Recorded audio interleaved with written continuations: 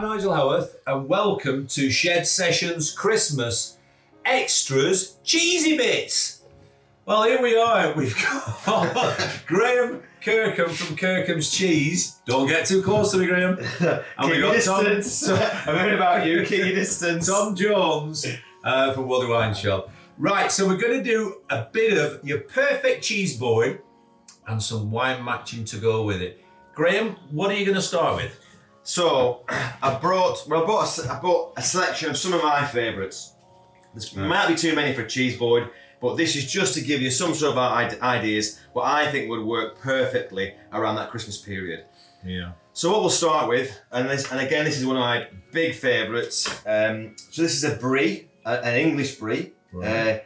It's called Baron by God. It's made on Fen Farm Dairy down in Suffolk by Johnny Crickmore. Right.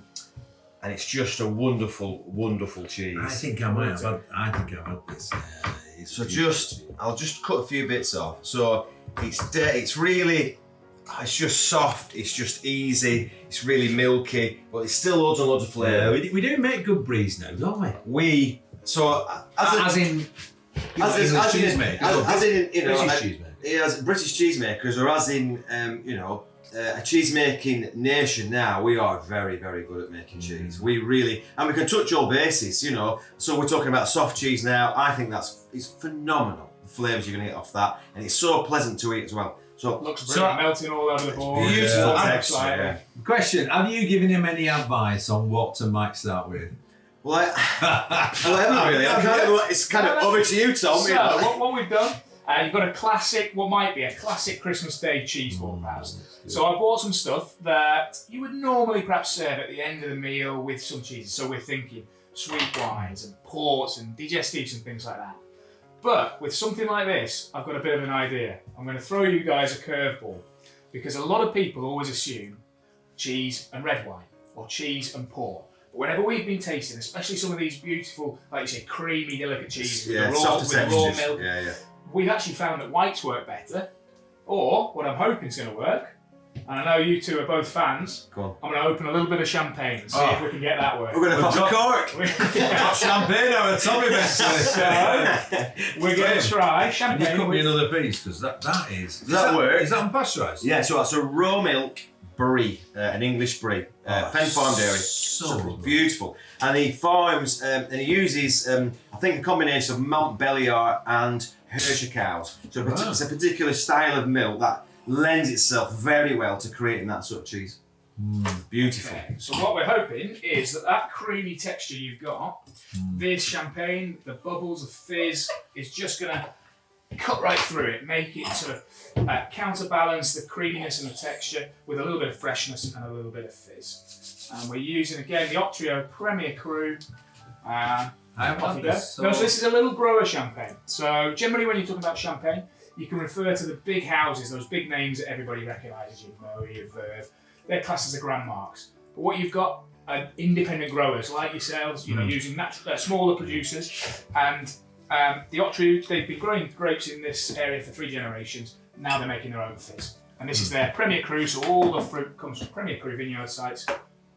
Fabulously balanced, and hopefully works beautiful that. And it brings something, I'm not sure if it's bringing something out of the rind at the end, but it brings something alive in that right at the end. I'm liking your palate. Yeah, I agree. Delicious. It's bringing, it's the rind at the end. Brings something alive at the end. Which is really interesting. You've got all that nice sort of texture that you love with the Brie, and then this should just cleanse the palate, get you ready for the next cheese. Almost got a yeastiness with Brie. I think that's what it's bringing out, It's like that's taking that to another level. Well done, Mr. But you see, so as you've had a mouthful, clears your palate straight away. So we can move right on to another cheese now. Right.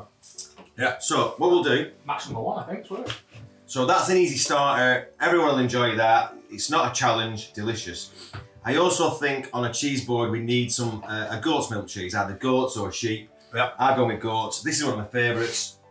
This is a cheese called Doorstone, made by Charlie Westhead at the Neal's Yard Dairy Creamery in Herefordshire. So we're moving around the country a little bit.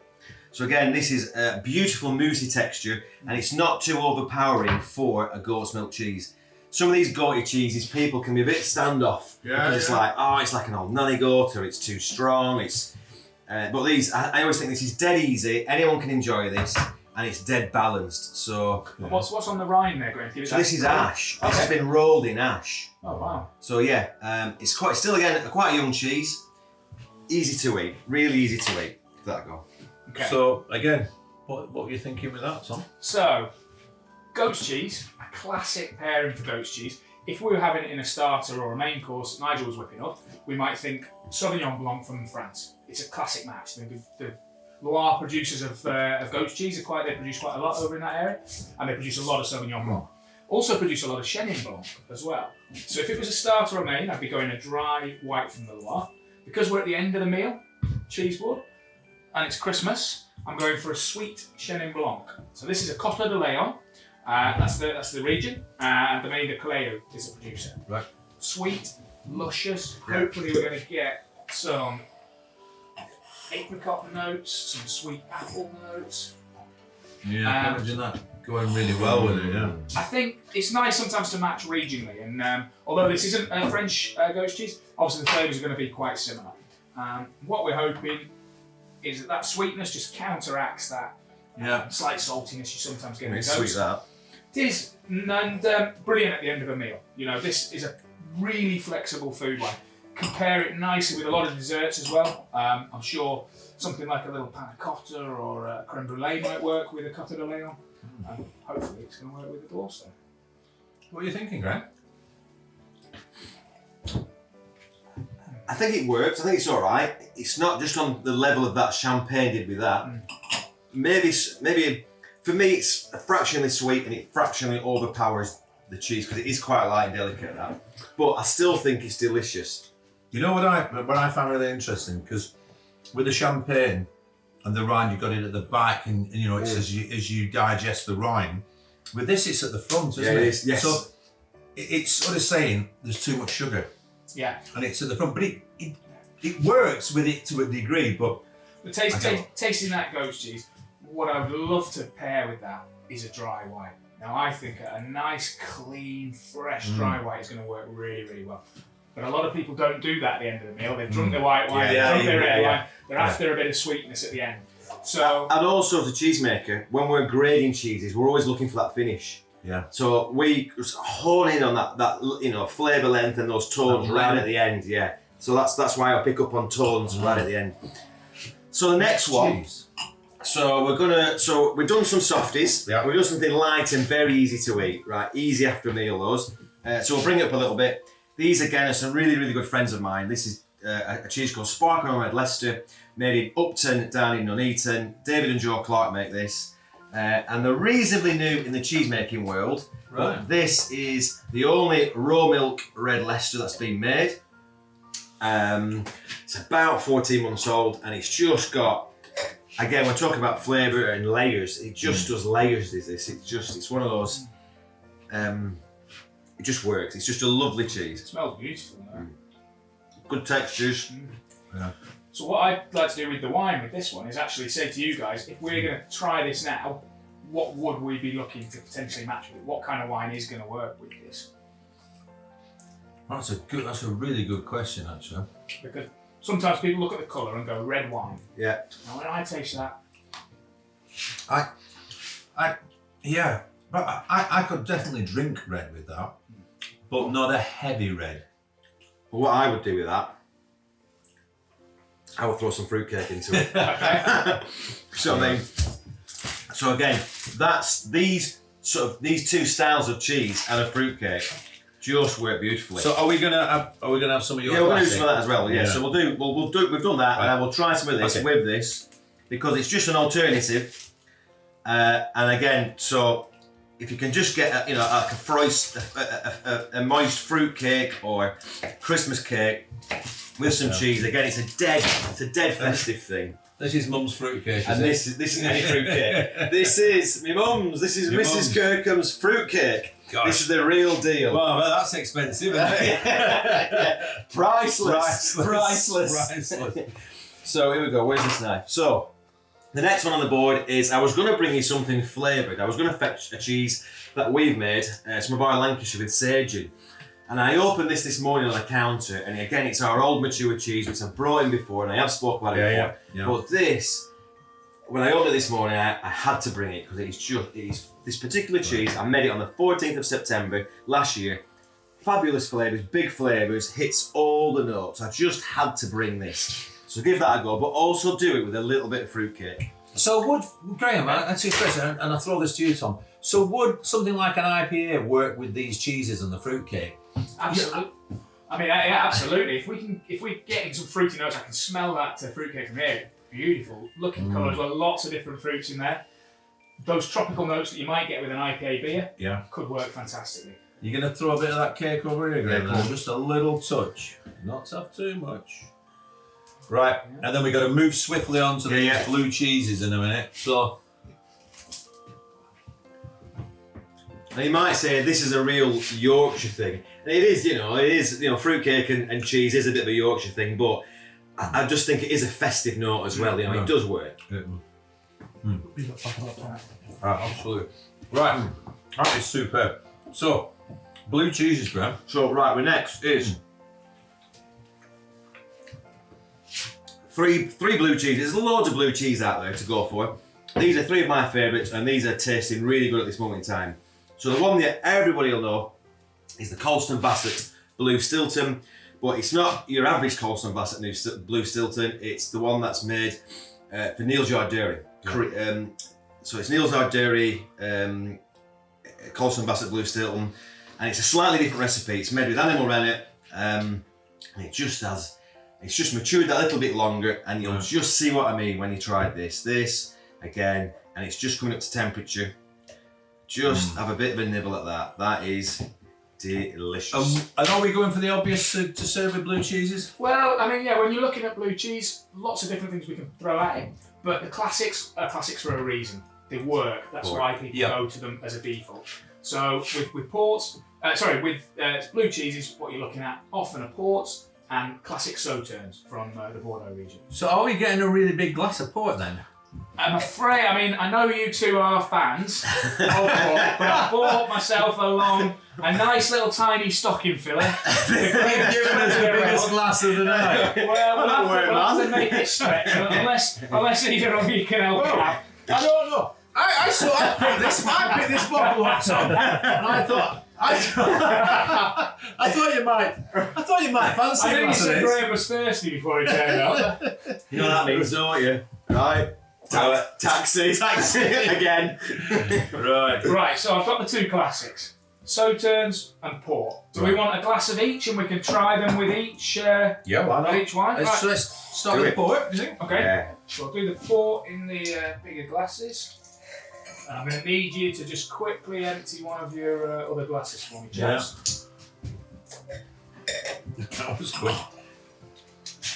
And this classic sauterne. So this is the port. Sorry, by the way, was the Graham's 20-year-old. So you might have come across the Graham's brand. Very, very well-known port house. They make some fabulous stuff, and one of the specialities I think is their aged tawnies. Exactly. So tawny port gets its name from the colour because it's spending so much time in oak barrels. So the average age of that port, or it's a representation of what 20 years in an oak barrel is going to do. Look at that fabulous faded colour. You should still have some fruit notes, but you're hopefully going to see some nuttiness, some caramel, those kind of things. It really works. You can't help it. It just works. It's delicious.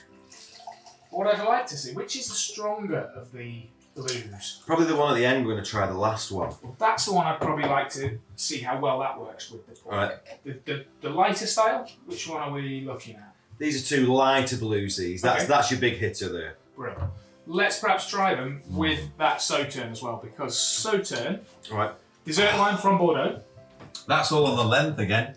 That's all on the length. See, it sort of bashes it and then comes right the way along the length of the bluiness of the cheese. Oh gosh, so creamy, isn't it? It lights that up right in the middle. Yeah, delicious. So which one's this? I can never pronounce his name. Martin Takaz. He used to work at Neal's Yard Dairy. Martin Takaz. He used to work at Neal's Yard Dairy. He's gone off and started making a more of a Gorgonzola style blue cheese, so it's quite a bit softer. So he's a new cheesemaker on the block, but he's doing a really, really good job. And this again has got swap. This has got, again, really good flavours and a lovely texture. So just give that a go. Again, it's not your big hitter, it's just so easy to eat. Which should we try that Well, with? with that one, what you're saying, that more Gorgonzola, softer creamy stuff, I'm thinking the Sauternes is going to be perfect for that. Right. So with Sauternes, what you've got is a Sauvignon and a Semillon blend, and you get these nice, delicate, pretty flavours coming through. The wine itself's got a real nice oily texture, soft and mouth coating, but then in the middle, you're starting to pick out that orange blossom, those more delicate nectarine, almost sort of slight apricot-y notes coming through. I think that works better. It brings that alive, right in the middle of that. It's almost cloyy, isn't it? That's almost my favourite of them two. That really brings it too. Delicious. That should work really well. Nice classic match. That is proper delicious. I still wouldn't, if I'm sat around my table at home, wouldn't have a Sauternes with blue cheese, but that's just me personally. But what's the next one? Right, so this is our big hitter. So if you want big flavours, big bold flavours, here we go. This is a cheese. A good friend of mine's made this. Joe Schneider from the Welbeck estate has made this Stilton. It's called Stichelton. It's called Stichelton because it's made out of unpasteurised milk. So it's one of the only blue Stilton style cheeses that's been made. And again, this is wonderful, long, big flavours. This really is, this is the biz. So you probably want something quite big with that. They're all raw milk, are they, these? Is that raw milk as well? That's raw milk, that's a pasteurised milk. That's It has to be pasteurised to give it the title of Stilton. Yeah. Because that's part of the PDO, that's part of the format and the recipe that has to be put together to call it Stilton. And that's the reason they can't call that Stilton, is because it's made out of raw milk. So they've called it Stichelton. So is that made in that? It's in Nottingham, so it's on the Welbeck estate, which is at Worksop in that Nottingham area. So it's in the right region. It's just You can tell straight away you're going to get those bigger, bold, brashy flavours coming through. That's so beautiful, Adam. And that does work well with the port. I'm going to try a little bit with the Sauternes, but that is. Is that? I get the. Is that your favourite one, that Carol? because it's earthy, it's raw, it's natural. It's got those long flavours right at the end. There's just so much going on in there. Nice, delicious. It just melts with. That one's big and cloyy, isn't it? Yeah, yeah. That one sort of just Melts melts. away. Beautiful textures, and again, that with that right at the end. Well, going back to what you were saying, those end flavours. It just brings those end flavours alive, and they just keep going. And I think that port comes through as well, with a little bit of coffee, a little almost bitter chocolate right at the end. But just once the cheese is starting to go, that port comes back through. That makes my mouth water. We could be here all night, chap. Talk all night about it, can't Thank we? you so much, Graham, for bringing that, and of course, your mum's fruitcake. 'Cause I'm probably going to nick that now. So, Tom, big thanks to you again. Thank you. Merry Christmas to you all, and a great New Year. Merry Christmas. Cheers. Hi, I'm Nigel Howarth. If you like what you've just seen, then subscribe to our YouTube channel or follow us on social media. Enjoy!